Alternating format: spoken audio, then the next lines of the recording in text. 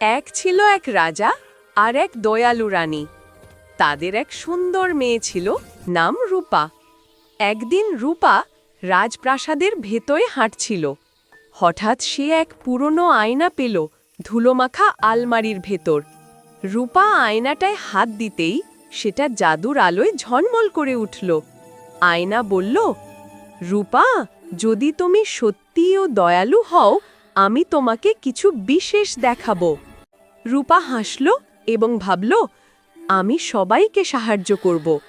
তখন আয়নাটা এক জাদুকরী আলোর পথ দেখালো। রূপা সেই পথে গিয়ে গরিব মানুষদের সাহায্য করল, ক্ষুধার্ত বাচ্চাদের খাবার দিল, সবাইকে আনন্দ দিল। ফিরে এসে রূপা বলল, আসল সৌন্দর্য মুখে নয়, হৃদয়ে, ভালো কাজে। রাজা ও রানী খুব খুশি হলেন, আর জাদুর আয়নাটা আবার আলমারিতে ফিরে গেল। অপেক্ষায় রইল কোনো এক নতুন দয়ালু হৃদয়ের জন্য।